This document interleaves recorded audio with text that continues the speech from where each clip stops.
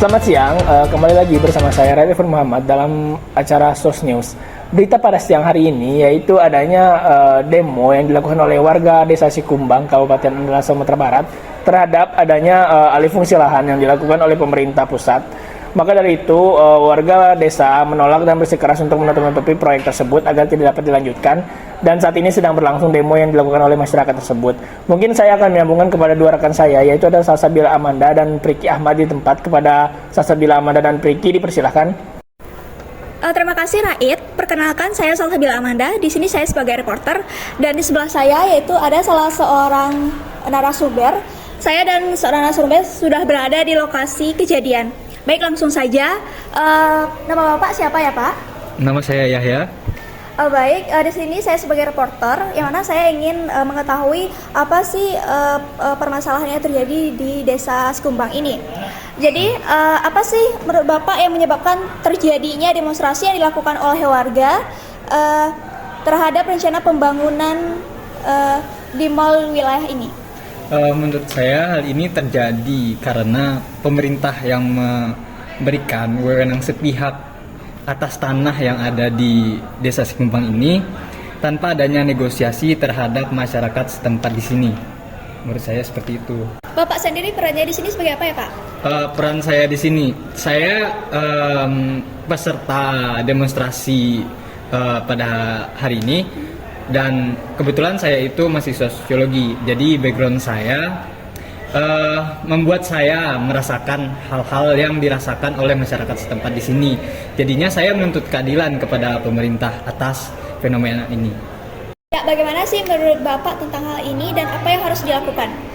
Menurut saya hal-hal yang harus dilakukan adalah pemerintah harusnya memberikan sosialisasi dari jauh-jauh hari kepada masyarakat setempat supaya meminimalisir adanya miskomunikasi antara pemerintah dan masyarakat setempat di sini.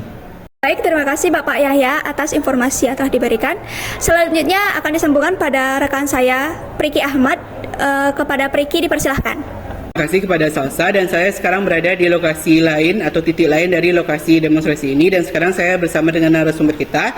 Boleh diperkenalkan dirinya, Ibu? Perkenalkan, nama saya Nafisha Anggraini. Saya salah satu pengamat dari bidang sosiologi. Baik, berarti Ibu adalah seorang sosiolog atau ahli sosiologi. Nah, bagaimana sih pendapat Ibu mengenai atau pandangan Ibu mengenai demonstrasi yang terjadi saat ini? Menurut saya sebagai pengamat sosiologi, konflik ini tuh bermula dari awalnya pemerintah yang tidak memberitahu kepada warga setempat mengenai keputusan mereka yang ingin membangun atau merelokasikan lahan ini kepada pembuatan mall gitu kan.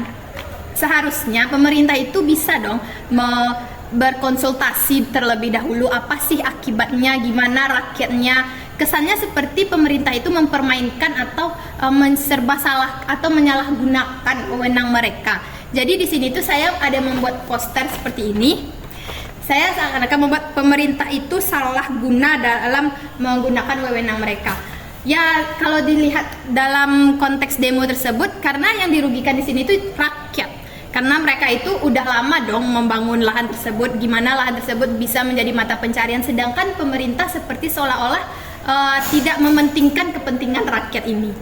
Seharusnya menurut saya pemerintah melakukan negosiasilah terlebih dahulu atau melakukan penanganan seperti mendatangi lahan tersebut atau mendatangi rumah-rumah warga. Apa sih yang bisa dilakukan gitu untuk kedepannya? Nah, Ibu, saya juga ingin bertanya, sebagai seorang yang menguasai disiplin ilmu sosiologi, apakah ada teori-teori yang ada di sosiologi itu sendiri yang menjelaskan demonstrasi yang terjadi sekarang ini atau konflik yang terjadi antara pemerintah dan juga warga lokal sekarang ini?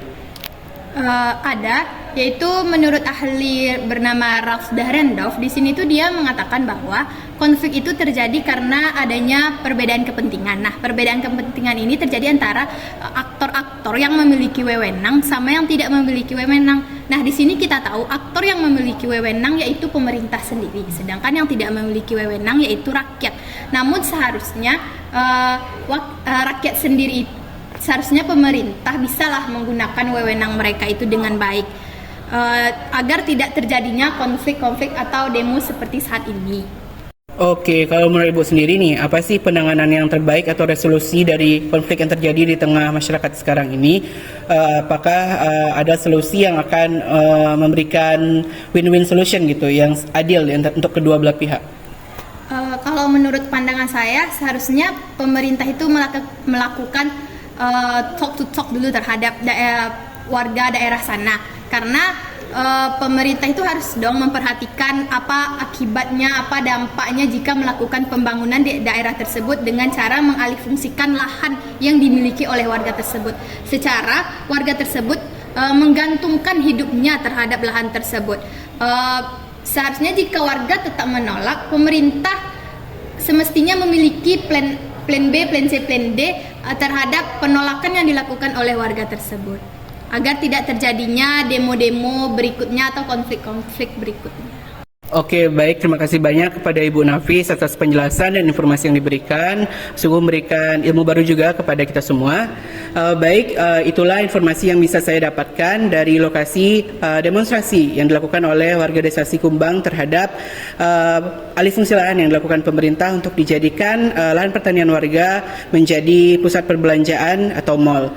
Itu saja dari saya dan juga Salsa, dikembalikan ke Rait di studio. Terima kasih. Baik, terima kasih kepada dua rekan saya, itu ada Salsabila Ahmad dan Priki Ahmad. Mungkin itu saja berita pada SOS News pada siang hari ini. Saya ucapkan terima kasih atas perhatiannya. Selamat siang dan sampai jumpa.